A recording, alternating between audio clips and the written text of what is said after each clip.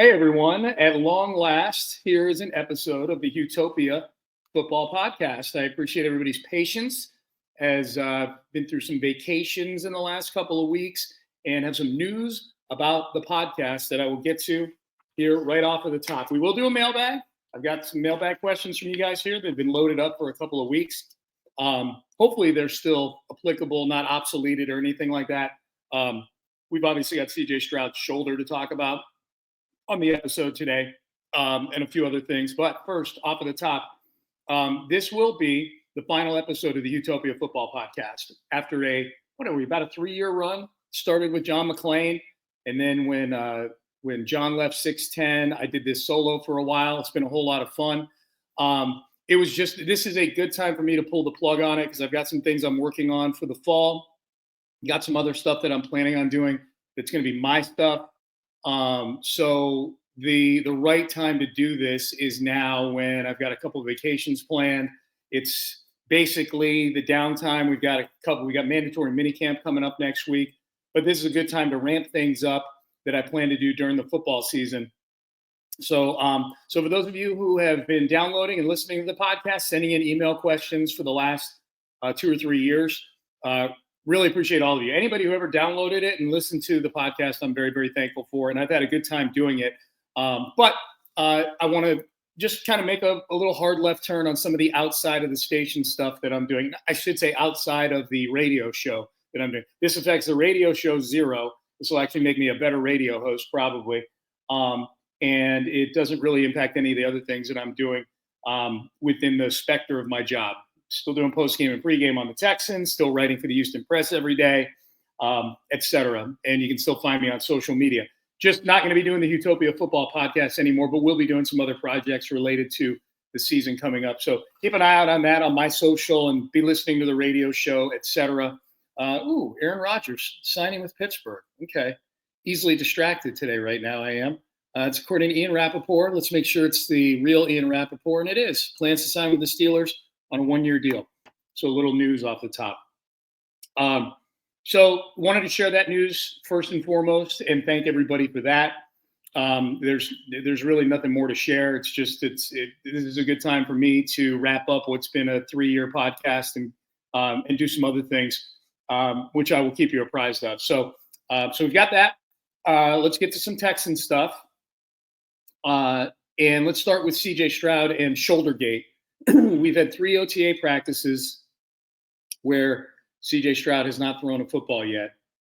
D'Amico Ryans attributed it to general soreness in his shoulder, and they're just exercising an abundance of caution. My concern level for this is not 0. Let me put it that way.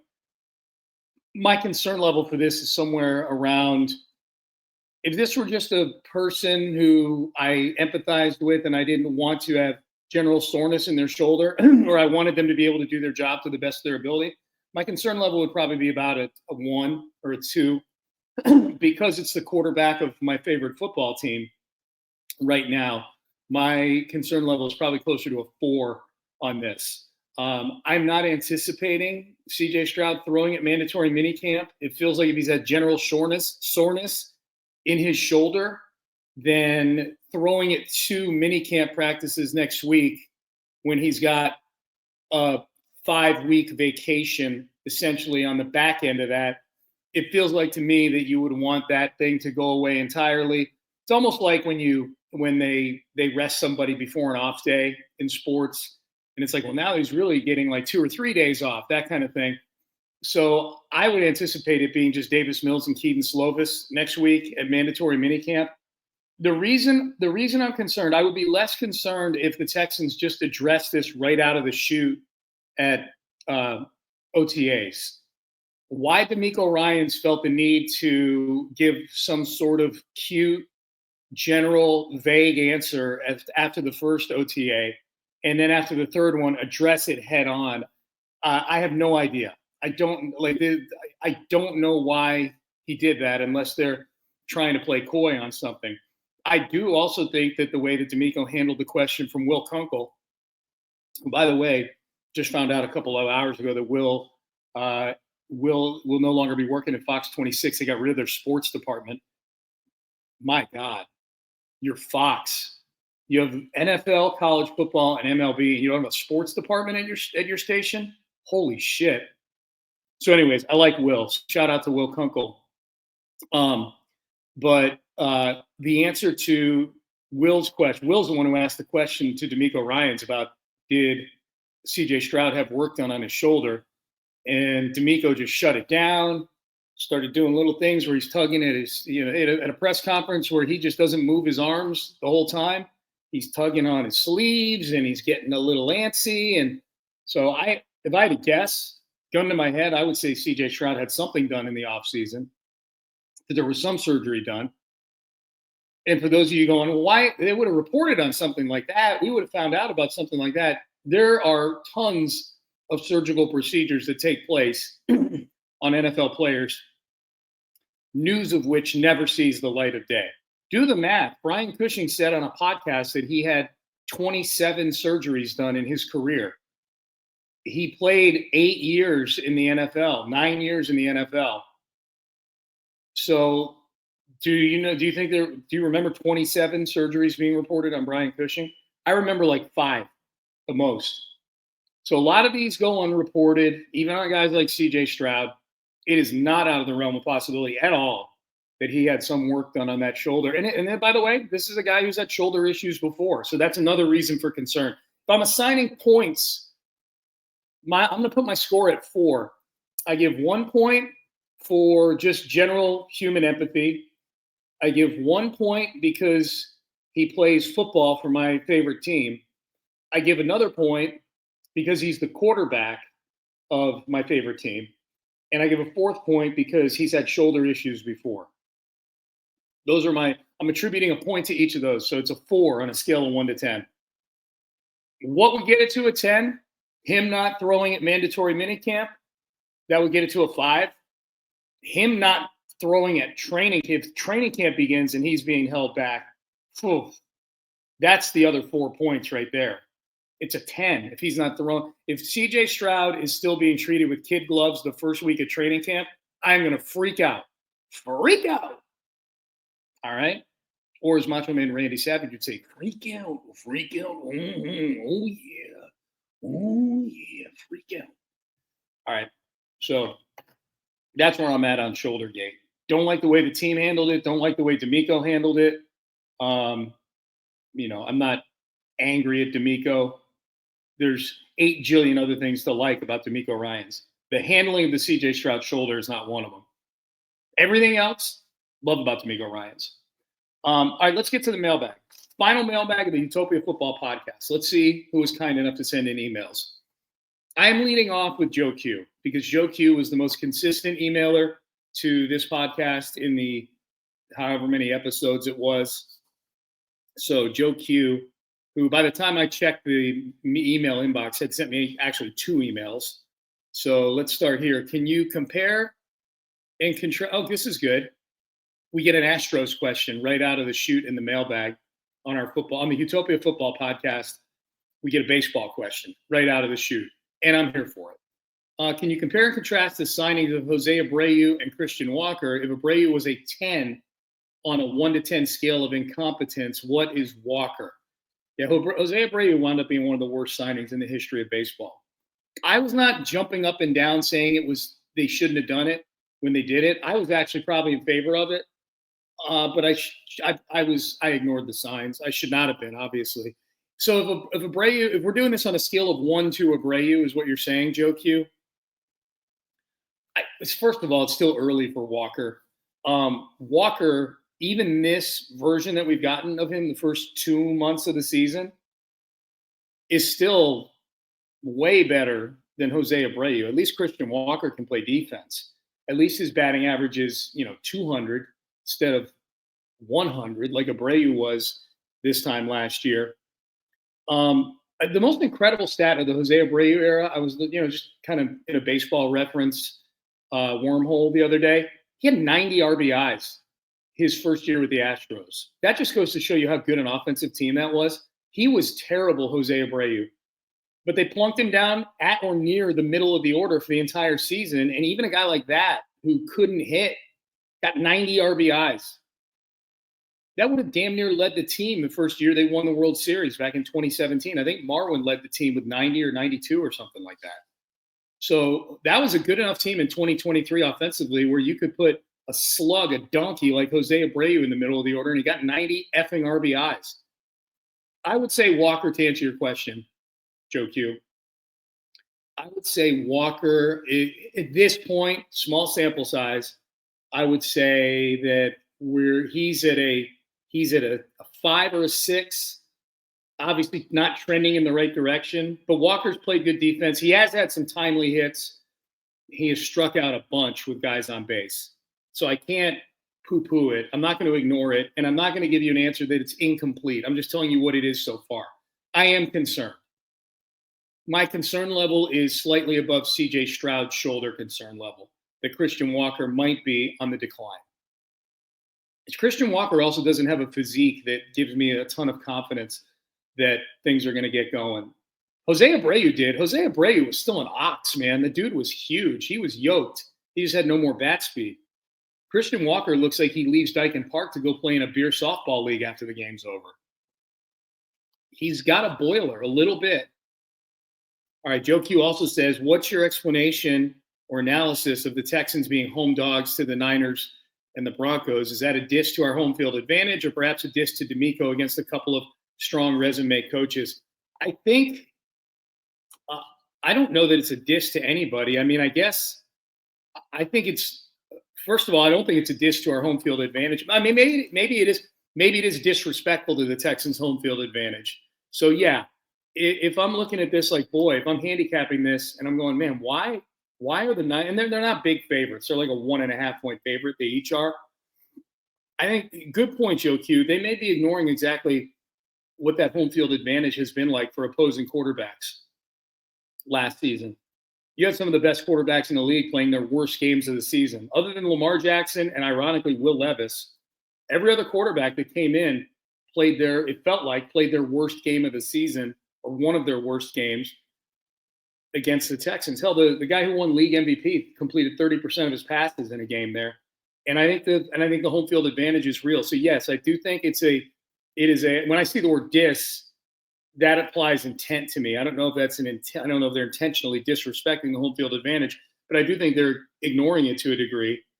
And the two coaches, Sean Payton and Kyle Shanahan, if you're power ranking head coaches in the league right now, are probably both ahead of D'Amico Ryans. So yeah, maybe. I mean, I think they're all good coaches. I don't think this is something where it's a difference between, one of the top 10 coaches and then, some bottom feeder. Also asked me, which do you think is more likely? Texans reach the AFC Championship game following this season, so they reach the AFC title game this year, or the Rockets reach the Western Conference Finals next year, A or B? I'll read your answer here in a second, Joe Q. Looking at the landscape, I think I know the Western Conference, they just have to reach the conference finals. So they don't have to win the NBA championship. So the chances of each team reaching their own conference finals, I'll tell you this, I trust the Rockets more to do it because they've shown a better ability to handle the regular season than the Texans have in their respective sports. I think the Rockets, they were the 2 seed in the Western Conference, and I think they left some meat on the bone throughout the years. They had some bad losses early in the season. I think they're going to be a better basketball team next year. If they run it back, and it's the same crew that won 52 games. If they make an addition here, and it doesn't have to be a superstar, but I think they need to bring in some shooting more than anything else. I think that's the key. The key to getting to the conference finals is the regular season and making sure you're set up with the seeding success. If you're the Rockets, probably making sure you stay out of Oklahoma City's way before the conference finals, getting either the 2 or the 3 seed and making sure you're not lower than that. If you're the 2 or the 3, then you're going to stay on the correct side of the bracket to be able to get there. If you're the 4-5, you're going to catch Oklahoma City in the second round. So I think that's a key. And I think the Rockets have the ability I think the Rockets have a better ability to navigate the regular season than the Texans do at this point. This group of the Texans, the one led by D'Amico Ryans and C.J. Stroud, has not proven to me yet that they don't have a couple of shitty losses in them during a season. They play way too many close games. And they're good, at least for these first 2 years. They've been good for at least a couple losses each season where you go, what the fuck happened? In CJ's rookie year, it was the Jets and it was the Panthers and it was the Falcons. And then this past season, it was the Titans at home. It was the Jets again on Halloween night. I don't blame them for losing to the Ravens, but rolling over for the Ravens the way that they did, losing that halftime lead against the Lions. Until I see that DeMeco Ryans can coach a team to play complete football games against teams that they should beat or teams that they get up on significantly, then I can't trust them more than I trust the Rockets, which is wild to say. I mean, both these teams were so bad a couple of years ago. Joe Q says his answer is B, and he gives a lot of reasons. It's probably a long read for me, but talks about the Texans. To the extent that the Texans narrow the gap in 2024, it was modest improvement, same record, 10-7. And he talks about the schedule. The other 3 division winners have former MVPs at quarterback. It is true, Joe Q. Like a lot of these reasons are Texan-related reasons. And I think the AFC, the upper crust of the AFC in the NFL is a tougher putt for the Texans than the upper crust of the Western Conference is for the Rockets in the NBA. The 3rd, 4th, and 5th best teams in the Western Conference in the NBA are the Lakers, who we don't know if they figured things out. The Nuggets, who, they fired their coach during the season last year. Jokic is fat sometimes. The Clippers, who it's James Harden. He'll always choke in the playoffs. Meanwhile, you've got Mahomes, Lamar Jackson, and Josh Allen that you got to get through. And Joe Burrow is kind of lurking and waiting in the wings, and you got Sean Payton and Jim Harbaugh to deal with. It's just, yeah. Good questions, Joe Q. I will miss your emails. Isaiah, like many people, I am very interested in the state of the offensive line. Obviously, a lot of work has been done, a lot of change. With that being said, there are some free agents that could be helpful for this team, and I would actually like to bring them in. Puts Brandon Scherf's name in parentheses there. If within the first week or 2 of training camp, the Texans go out and sign another body at offensive line, is that an indication that the guys they brought in are clearly not good enough? Should that be a red flag, or am I overthinking it? No, I don't think it's an indicator. Look, they signed George Fant at the early part of training camp a couple of years ago. He became their starting right tackle at one point and did a nice job. So, no, I think they are open to anything on the offensive line. Brandon Scherf just might want more money than people are offering him. Like, I don't want the Texans to break the bank for anybody. There's nobody worth overspending on out there on the offensive line. But if they're just bringing in bodies for a couple, $2-3 million and bringing them in, cycling them out, I mean, it probably is a sign that things have not solidified yet. But look, they're going to need depth too. So I wouldn't read too much into it if they do that. Good question. All right, Dave and Round Rock, hearing the guy on TV and you and Seth talking about tanking. The guy on TV is, I think, Mike Greenberg. I thought I put my 2 cents worth in. I like tanking and see nothing wrong with it. We're not happy when our teams are losing, but knowing that it's an intentional ploy to get better players gives us some hope. That's a positive, even in a lousy season. The Astros quite openly tanked in the early teens, drafted good players, and won the World Series and have been a powerhouse for years. The Texans didn't tank per se, but made some really bad moves and, of course, lost Deshaun Watson, hired David Culley. They may as well have tanked. I utterly oppose lottery for draft picks. It's not fair to the fans of teams who are trying to cut salaries and get better through the draft, tanking or not. Let the wins and losses dictate who drafts where.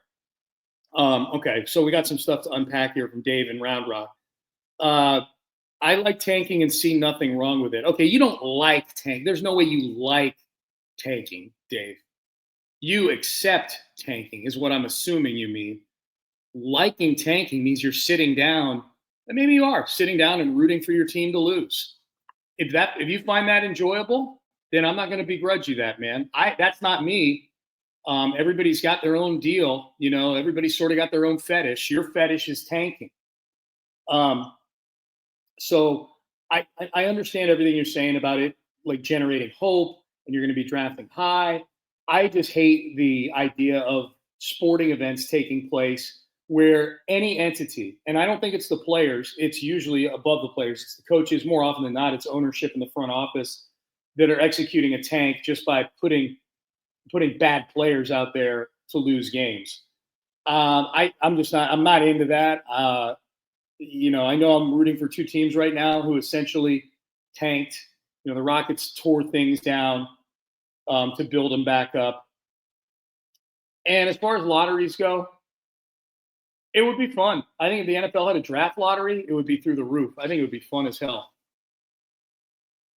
And when it comes to fair, like what's fair, when most of the teams that are drafting near the top end up screwing up their pick anyways, a lot of them do.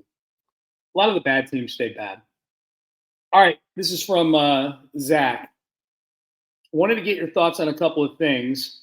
I don't hear mentioned much in discussion with the NFL's approach to scheduling, given the huge weight placed on division wins and losses. One, I hate seeing division games in week one, especially since preseason games are de-emphasized so much. My preference would be only cross-conference games in week one and non-division games in week two.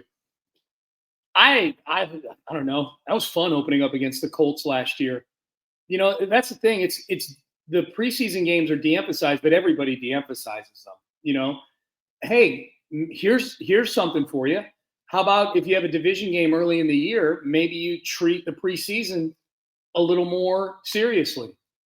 Maybe that's a cheat code to actually go win a football game. I can't get too wrapped up in that, Zach. I'm fine with whatever. This is the first I've heard anybody point this out. Division games in week one being an issue. So I'm not dismissing it, and I'm not saying you don't make some good points here. I'm saying I'm not fazed by it. Keep scheduling division games early in the season. Do it. Number two, I hate to see both games against a division opponent within 2 or 3 weeks of each other. It didn't hit the Texans this year, though they finished with the Titans and Jags before playing the Colts. I'd rather see each division opponent once in the first half of the season and once in the second half. This is where I'm out over my skis on the scheduling. I don't know how hard it is to schedule it the way that you're talking about here, Zach. In terms of just how would I feel like if the Texans' divisional opponents were spread out as opposed to playing them both within a few weeks of each other? Again, the one time I didn't like it for the Texans is when they put the Colts games at the end of the season they played the Colts twice in the last 3 weeks of the season, the year that Andrew Luck was a rookie. So they got, for both the Colts games that regular season, they got a much more mature version of Andrew Luck. So yeah, maybe, in terms of just balance to the scheduling and spacing them out, sure. On the draft, other than the fun of your idea of doing the lottery right before draft night, that was Seth's idea. Seth wanted to do it right before the draft started. I don't see a lottery adding much. What they could do is add a mechanism for the players to have some say in where they go. I'm thinking the way doctors are matched with residencies. This would reward teams that have a history of developing players and treating them well. Always appreciate your analysis. Thank you, Zach. I appreciate the kind words. What you're talking about here, if they have say in where they're going, you're talking about getting rid of the draft, and that's just never going to happen. At least I don't see it happening in my lifetime. It's become too big a thing. It would be too big a lawsuit. It would take the collective. It would take players to drive a lawsuit of the league. Now, it would be very interesting if NFL players chose their jobs the same way that regular people did. They get recruited by companies and they fly you all over the place, and then you pick where you want to go work, that kind of thing. Or like, as Zach points out, like residencies, super interesting. I am just a huge fan of the draft. That's among the things in sports. Like, what if that were a hypothetical? Like, what are the things that if all of a sudden in sports they disappeared, minus like the leagues themselves disappearing? I'm talking about like window dressing things. If the NFL decided to not have a draft anymore, that would seriously bum me out. Seriously bum me out. John says, am I overreacting when I watch Jaden Higgins pass drills to feel like my mom did when she first saw Elvis? Maybe a little overreaction. Maybe a little. I hope it ends better for Jaden Higgins than it did for Elvis. R.I.P. No, Jaden Higgins looks good by all accounts. I can't say. I was out of town for OTAs. So Amy and I were on vacation, so I didn't get to see any of the practices, but everything that I've heard and seen, and we had Clint Stoerner on Payne and Pendergast today, and he said that Jaden Higgins definitely looks the part. So, yeah, I don't know, John, I don't know exactly what your mom did when she saw Elvis for the first time, but I can assume. Brian in Iowa. Brian says, I've never lived in Houston. My first time there was one work week during the expansion draft in February 2002. I got caught up in the news and talk radio hype on this new team. Since my family was from Chicago, they watched the Bears, but I had no personal allegiance. So I decided I would follow the Texans from the start, which made me a part of something bigger. Fast forward to today, and I bleed battle red, and the ice in my veins is deep steel blue. I've traveled to Houston several times. Love the food, people, cars, culture, breweries, and food. Again, my question is there a meaningful hashtag that would represent fans that are not necessarily hashtag H-Town made, such as H-Town strong or H-Town proud? I hate to narrow the hashtags, but how would you classify all the fans from outside the area? Help an Iowan out. After all, we have had several players from here. We have and had several players from Iowa. That is true. 3 wide receivers. Keep up the fantastic work, Sean. I will, just not on this podcast. So, Brian, what is a potential hashtag? See, because I'm not from here either. I am not H-Town made either. I moved here in 94, moved away in 01, moved back in 07. So I've been here. I moved here, it'll be 31 years ago in October or September, maybe, fall sometime. And other than a 6-year period where I was gone, so 25 out of the last 31 years I've been here, I've never decided to sit down and think of what the hashtag could be. How would you classify all the fans from outside the area? I would say, like, I consider myself from Houston now. So I'm not H-Town made, but I am H-Town bred. I don't know. That would maybe more apply to somebody who was raised here. So I wasn't raised here. I would say H-Town proud. That would be mine. H-Town proud. All right, good stuff. I will keep up the fantastic work, Zach. All right, a couple more. Ryan from the Shook. What are some too early training camp superlatives? Feel free to make up your own, but here's a few below so you know where I'm going with this. Player you want to be the most improved on the team. Okay, that's a good one. I would say player I want to be most improved. I'll give you a good one. Blake Fisher. Blake Fisher. I would love to have one of our starting offensive linemen be one of the most improved players on the team. He plays a really important position. If he's most improved playing right tackle, there's a chance they can move him to left tackle next year. So I would say Blake Fisher would be that. Rookie you want to be most ready to contribute. That would be Jalen Knoll to me. I feel like the absence of Tank Dell, and I know they traded for Christian Kirk. Jalen Knoll just reminds me so much of Tank Dell, and he's got that ability on special teams to return as well. I think he's the most important rookie in this class for this season. I think Ariante Ursary is the most important one for the duration, like for the many seasons moving forward. I think Knoll is the most important one for this season. Rookie veteran mentorship you'd like to see. All right, well, let's go through this. I think Jaden Higgins, he's probably a Nico Collins mentee. That's an interesting couple. As long as we're talking about Knoll, I'll pair him with Christian Kirk. That's all right. Ariante Ursary is probably getting a nice, healthy dosage of, I would say, not Titus, maybe Cam Robinson. I don't know. Maybe put Lake. I know they don't play the same position on the O-line. Maybe Lake Tomlinson and Ariante Ursary. Oh, I got it. Woody Marks. Woody Marks combo mentored by Joe Mixon and Dameon Pierce. Done. And actually, I'll take it a step further. Back Joe Mixon out of there. Joe Mixon is going to be a mentor to the whole room. I want Woody Marks to be attached to Dameon Pierce's hip, and I need a camera with them at all times. At all times. Player 1v1s you're most excited about. Yeah, Nico versus, I would say Stingley and Kamari against anybody. I would say CJ Gardner-Johnson when it comes time to put the pads on, making a hit on somebody that he's not supposed to make.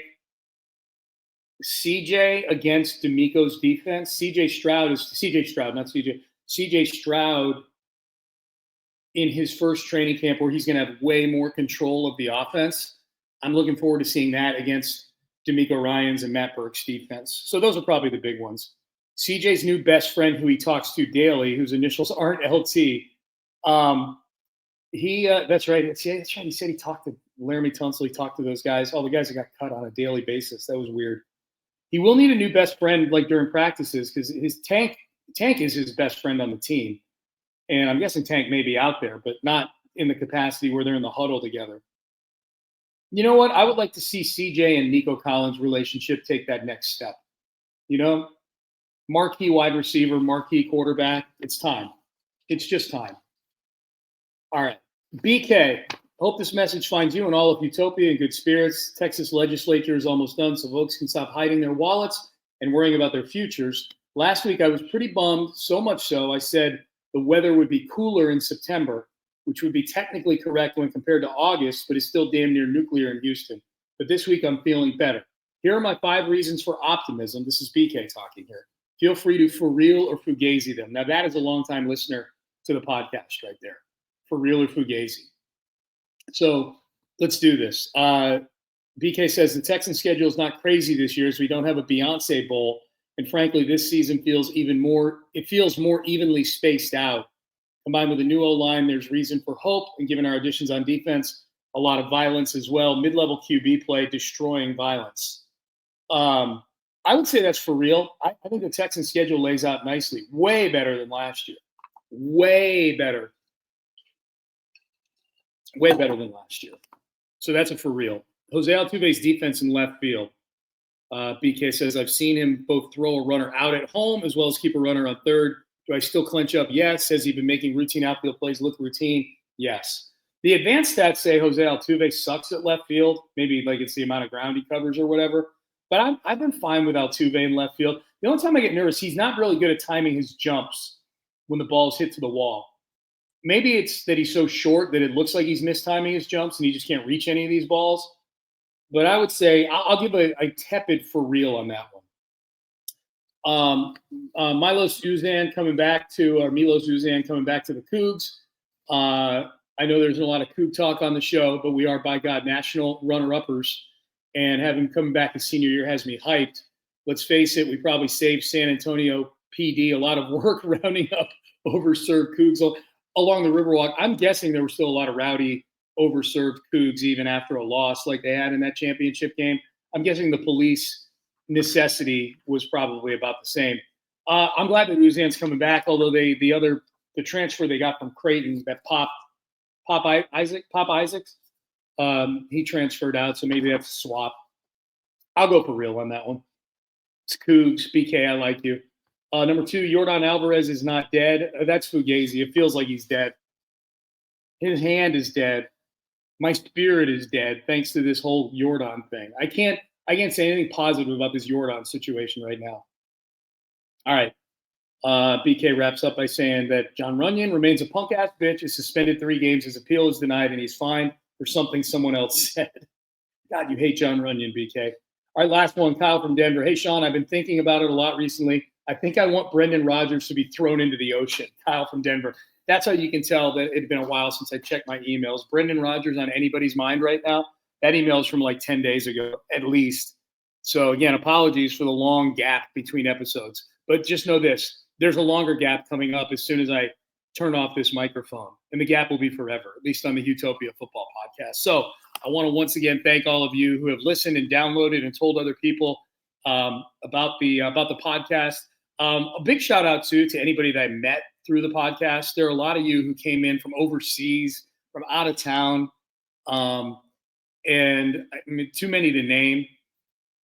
Bronson the Knoll is probably the one that I think of most imminently because he brought his whole family down to a game, and his whole family likes the way that I pronounce his name. But I know Dennis from Budapest, and we've all over the place. I don't want to leave anybody out. I've already named 2. So I just want to thank everybody who made an effort not only to listen to the podcast, but come say hello. And I would say still do that before games, before Texan games at the pregame show. Come on by, say hello, take a picture. We'll do it. So until next time, stay tuned on my social media for any announcements I've got of other stuff I've got going on. In the meantime, I'll see you at 6 a.m. every morning, Monday through Friday on Sports Radio 610. Hasta mañana, baby. We will see you guys later.